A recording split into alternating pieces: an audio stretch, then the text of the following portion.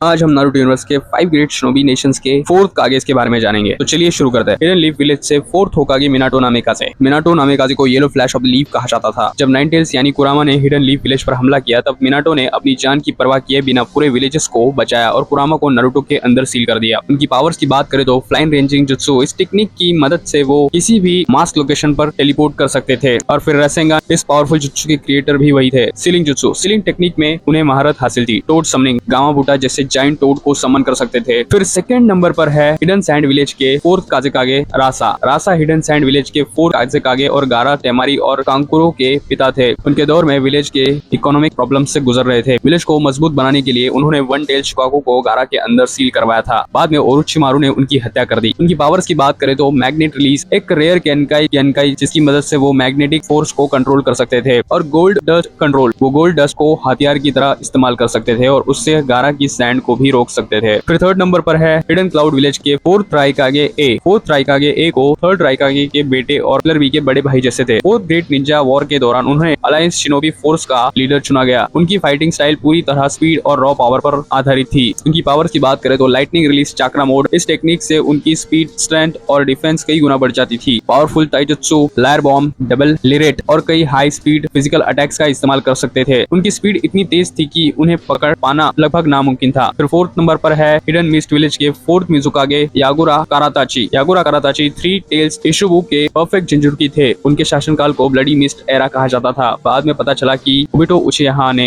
उन्हें गेंजुत्सु के जरिए कंट्रोल कर रखा था। उनकी पावर्स की बात करें तो 3 टेल्स जिंजुर्की इशुबु की पूरी पावर्स का इस्तेमाल कर सकते थे। वाटर मिरर जुत्सु, ये जुत्सु दुश्मन की एग्जैक्ट कॉपी बनाकर उसी की ताकत से हमला करता था। 5th नंबर पर है तुचिकागे कारोतो सुची। कारोतो सुची 3rd तुचिकागे ओनाकी की पोती थी। 4th ग्रेट निंजा वॉर में उन्होंने अहम भूमिका निभाई और बोरुटो एरा में हिडन स्टोन विलेज की 4th तुचिकागे बनी। उनकी पावर्स की बात करें तो लावा रिलीज, फायर और अर्थ चाक्रा को मिलाकर क्विक क्लेम जैसी मटेरियल बनाती है जो दुश्मनों को तुरंत ट्रैप कर देती है। अर्थ रिलीज, जमीन और चट्टानों को आसानी से कंट्रोल कर सकती है। Water release, powerful water style jutsu को भी इस्तेमाल करती है।